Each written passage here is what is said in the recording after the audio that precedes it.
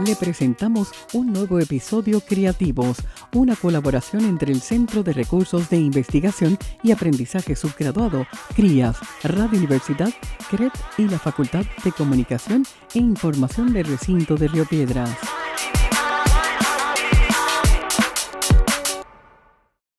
Saludos, mi nombre es la doctora Carmen Maldonado Blar, catedrática del Departamento de Biología de la Facultad de Ciencias Naturales y directora de CRIAS.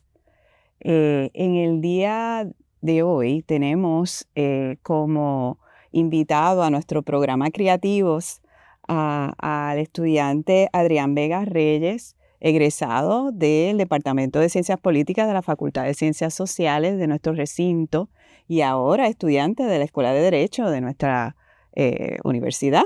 Bienvenido, Adrián, a Creativos. Gracias por recibirme. Muy bien. Pues como todos nuestros episodios, nosotros hemos estado dedicándonos a conversar con estudiantes con este talento e interés hacia la investigación. Y tú, como parte del programa de Scholars in Residence, ¿verdad?, que trabajaste con nosotros en CRIAS, desarrollaste un tema muy interesante y transdisciplinario que se titula Aportaciones de la filosofía a la psicología, el rol del psicólogo y en los cuidados paliativos a la luz de Nietzsche y Heidegger. Sí. Muy bien. Bastante complejo ese sí, título. Ya un título largo, sí. Sí, bueno, pero vamos a desmenuzar eso claro. para que la audiencia pueda apreciar la importancia de tu investigación. En particular, yo quisiera que tú compartas luego de tu experiencia de investigación y también discutas sobre cómo se une la psicología y la filosofía en este proyecto. Sí. Siempre fue de mi interés poder llevar a cabo una investigación, como usted muy bien menciona, que fuera interdisciplinaria. Mientras tomaba unos cursos de filosofía dentro del bachillerato en ciencia política, di cuenta que había unos problemas interesantes que investigar que también respondían a unos retos a los cuales se enfrentaba la psicología. De ahí el título y por qué mi interés de estudiar los cuidados paliativos. Exacto.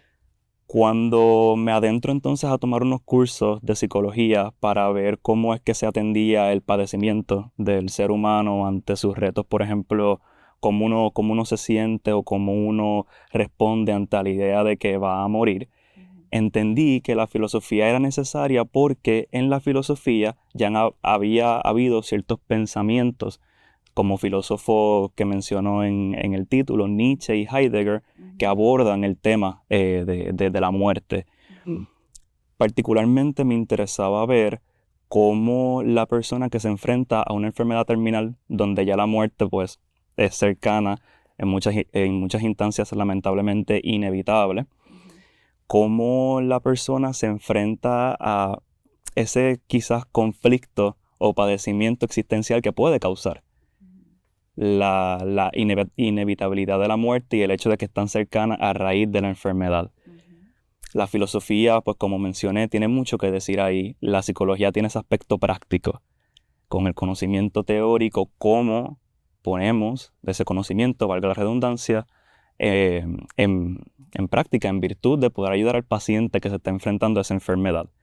Y de ahí quizás mi necesidad por poder casar ambas disciplinas, tanto la filosofía y la psicología, porque entendía que desde el origen y cuando se ponen al uso de una persona que está padeciendo, pues siento que están íntimamente ligadas. Muy bien. Entonces tú mencionas, ¿verdad? Porque el punto neurálgico aquí es lo del cuidado paliativo, ¿no? Defíneme qué es un cuidado paliativo y un ejemplo del mismo. Claro. Un cuidado paliativo es aquel cuidado que típicamente se le ofrece a personas que padecen de algunas enfermedades que atentan en contra de su vida. La palabra paliativa en sí es bella porque remite a lo que es atenuar, suavizar, de alguna forma amortiguar el sufrimiento que una persona está pasando en un momento dado.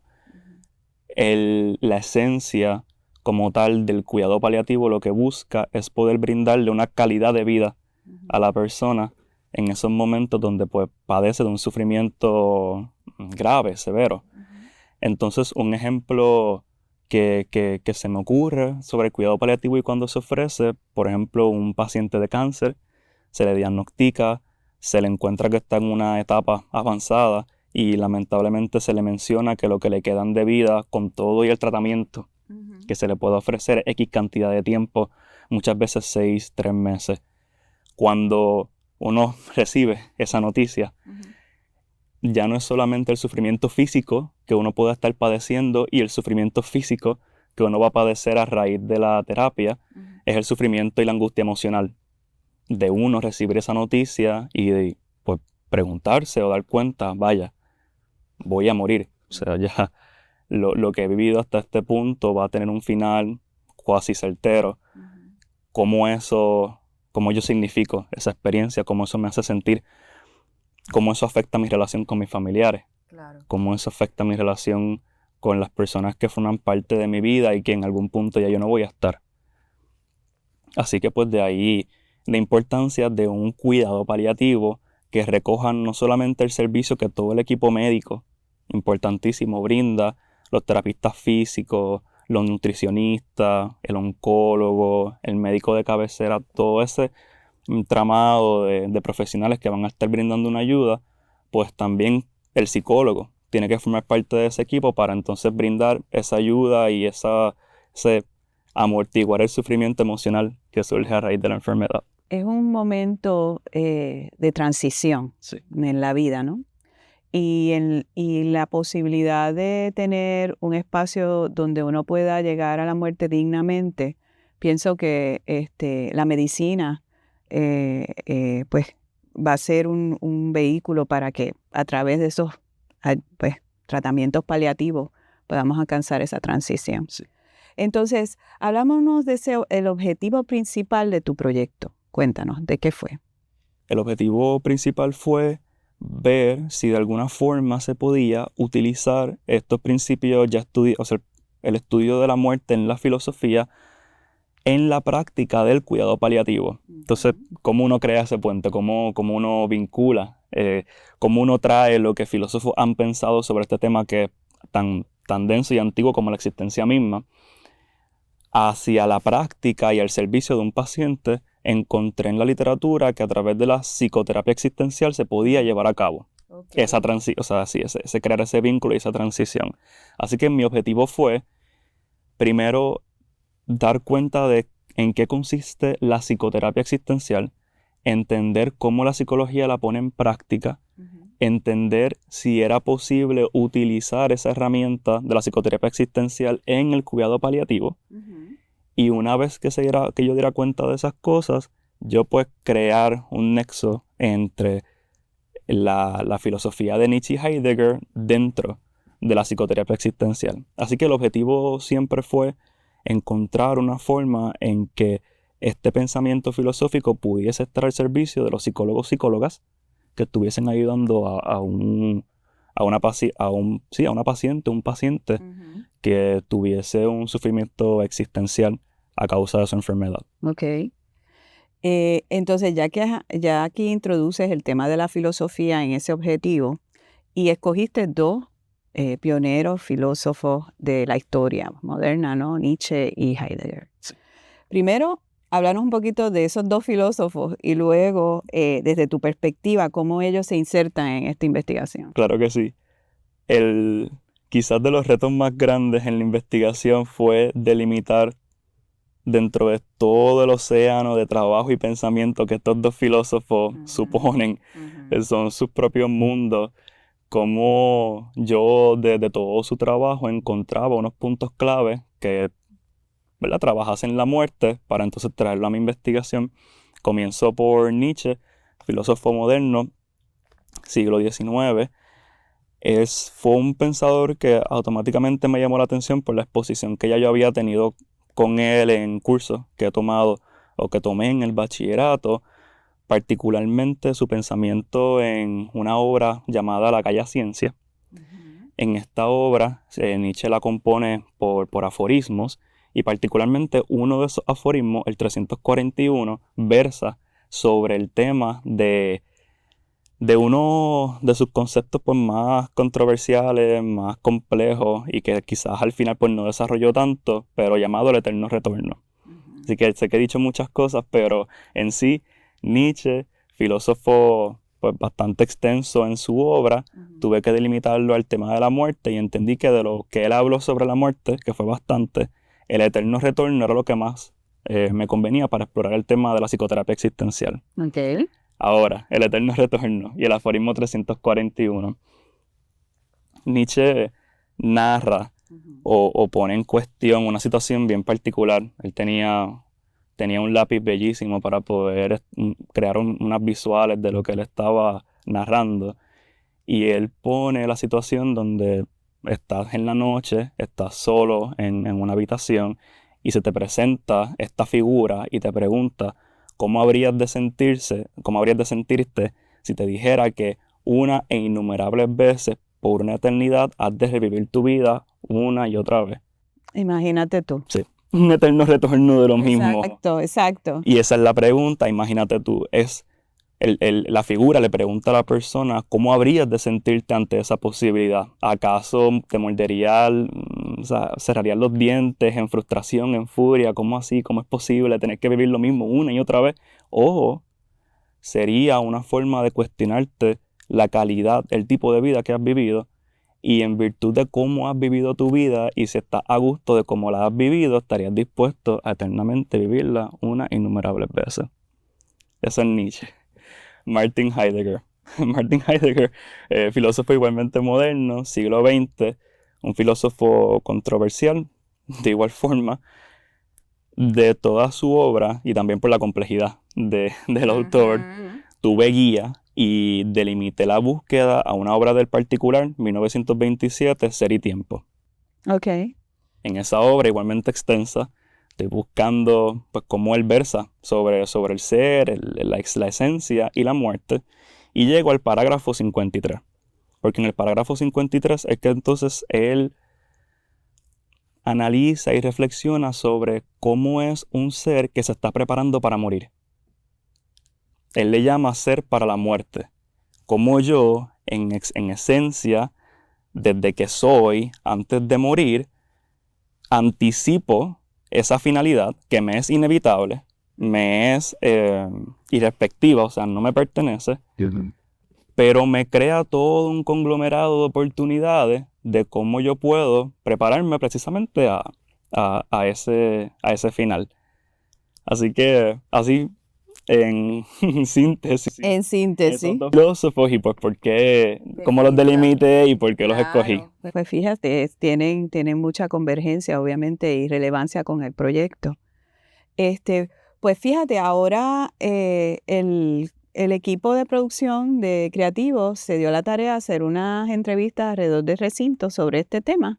Y tenemos un video, vamos a verlo. Claro, sí. ¿Cómo maneja el pensamiento de que eventualmente el ser humano morirá? Manejo el pensamiento de que eventualmente el ser humano va a morir viviendo como si no hubiese mañana. Porque en cualquier momento, ya sea yo, ya seas tú, ya sea cualquier ser querido mío, pues podemos caer muertos. Y eso está bien fuera de nuestro control para estar preocupándonos de cosas triviales. Así que, pues, aprovechando cualquier oportunidad que se me presente. ¿Cómo maneja el pensamiento de que eventualmente el ser humano morirá? Pues, aunque no lo pienso mucho, pues cuando lo pienso me hace recordar que pues tengo que seguir lo que amo, porque pues la vida es una, y una vez uno se muera pues no tiene otra oportunidad. So, es lo más que pienso. Genial. Muy bien. ¿Tu Qué opinión? qué bello, sí. Poco no, bastante recoge lo que intentaba compartir precisamente sobre cómo nuestra finalidad representa una oportunidad y para atarlo con el cuidado paliativo es precisamente eso donde Nietzsche y Heidegger encuentran morada, y es que la finalidad que se te presenta, pues, como una de las compañeras menciona, que está fuera de nuestro control, sorprende e irrumpe en tu vida, que uno hace pues ante eso. Es una oportunidad de crecimiento y es lo que el cuidado paliativo busca, por lo menos en el trato del sufrimiento emocional, brindarle al paciente ante la condición, ante el padecimiento, ante el sufrimiento, cómo puedes hacer de todos estos momentos que son los últimos valiosos para uno mismo. la estudiante pues menciona un seize the moment, carpe diem, vamos a vivir life to its fullest, está fuera de mi control. La otra persona pues igualmente menciona el cómo saber que hay un final la hace valorar más el presente. Así que un poco eso, Nietzsche desde la mirada de, bueno, si va a ocurrir, qué tipo de vida yo vivo, en qué calidad la vivo. Claro. Y Martin Heidegger, va a ocurrir, entonces, ¿qué hago? ¿Cómo soy auténtico en todo momento hasta que ocurra ese momento de la muerte? Y el cuidado paliativo le casa a los dos y ofrece pues una forma práctica de cómo brindarle al paciente alternativas para manejar ese sufrimiento existencial. Y entonces, ¿cómo tú atas esos conceptos de Nietzsche y Heidegger a la psicoterapia? ¿Cómo es que tú, en tu investigación y tus aportaciones a tu trabajo, cuéntanos? Fue quizás la parte más difícil de la investigación, porque entonces ya una vez cuando veo lo que hace la psicoterapia y las formas que tiene para ofrecerse, que lo dividen, por ejemplo, una pensadora que lo estudió, Haley, el apellido, no me acuerdo bien el nombre, ella hace una investigación sobre las diferentes etapas en las que se puede ofrecer el cuidado paliativo y la psicoterapia. Previo al diagnóstico, una vez te dan el diagnóstico, cuando estás cerca pues ya a morir, y luego el aspecto biopsicosocial de la familia que queda en duelo después de la muerte.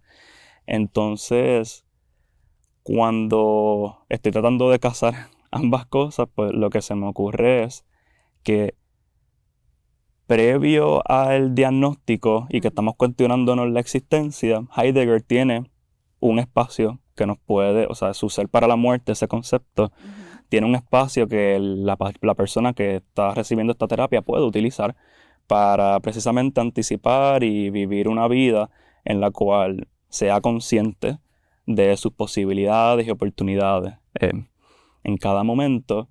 Y luego un Nietzsche, una vez que te dan el diagnóstico, está ocurriendo la terapia y quizás incluso hasta en el momento que pues, la persona está muriendo, cuando se está llevando a cabo la terapia es precisamente en qué aspecto o en qué grado de dignidad estás viviendo esos últimos momentos, en qué calidad lo estás viviendo, y si hay una satisfacción propia, un estar a gusto con lo que ocurre, tal cual que estarías dispuesto a repetirlo innumerables veces. Así que eso quizás fue un atisbo de alguna forma encontrar un nexo, un punto medio entre ambos pensadores y el cuidado paliativo, pero a esa fue la conclusión que llegué, y después recomiendo y recomendé en el escrito que, de ser posible, pues se lleven a cabo investigaciones cualitativas donde se ponga en práctica el acercamiento ya psicoterapéutico, existencial, utilizando estas filosofías, a ver la viabilidad y si es efectivo o no es efectivo. ¿Qué tú crees que se necesitaría para que el paciente que está en esos procesos de transición y de tratamiento paliativo requeriría para realmente empoderarse y decir, esta estrategia me va a ayudar? ¿Qué tú crees que habría que hacer para ello? Primero, que respetar la autonomía, la autonomía y el deseo del paciente. No toda persona quiere exponerse a un proceso psicoterapéutico para dar cuenta de su padecimiento. No toda persona quiere, requiere o necesita ese tipo de cuidado. Yo sería, ¿verdad?, bien cauteloso en no forzar a una persona a que pase por este proceso. Claro. Y una vez que incluso se aplique el proceso, ver cómo la persona responde. Porque, por ejemplo, no toda persona quizás en el momento en que está padeciendo quiera preguntarse, yo quiero volver a repetir esto innumerables veces, o igual yo también me lo he cuestionado y yo llevo a cabo esta investigación ajeno a ese padecimiento. O sea, un poco fácil para mí como una persona tercera externa decirle a otra, no, aplica esta teoría, esta filosofía, a ver cómo te hace sentir. Pero si se diese la oportunidad que la persona está buscando algún tipo de empoderamiento, fortalecimiento quizás espiritual o mental, en cómo se siente ante pues, la realidad que le acontece, sí encuentro que sería prudente pues en alguna sesión o en algún momento en que se esté llevando a cabo la terapia, cuestionarse junto con el paciente estas premisas que nos comparten los dos filósofos.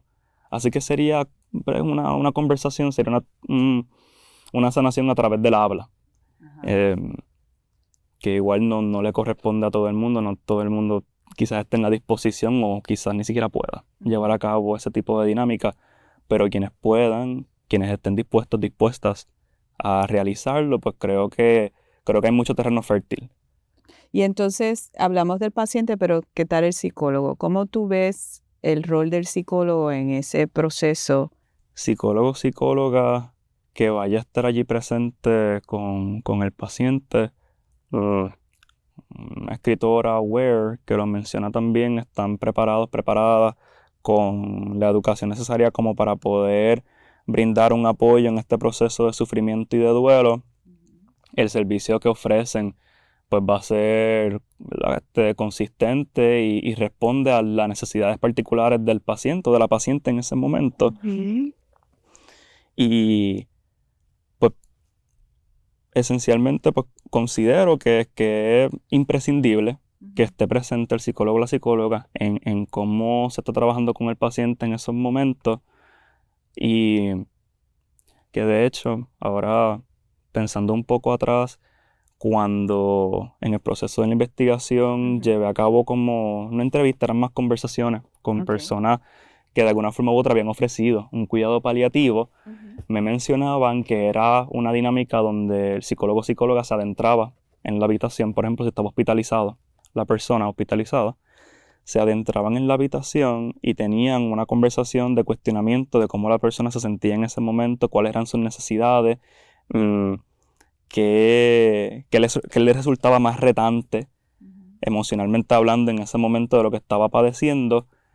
Y luego de tener esas conversaciones iba un proceso de conversar con la familia también, que por ejemplo psicólogo o psicóloga tenía la conversación dinámica con el paciente y luego traían a un cuarto o un espacio a la familia también. Yo pienso que para que debe ser una combinación de esfuerzos, ¿verdad? Entre que el paciente esté dispuesto a este tipo de psicoterapia, que el psicólogo o psicóloga tenga las competencias y el interés de incorporar los aspectos de la filosofía al tratamiento.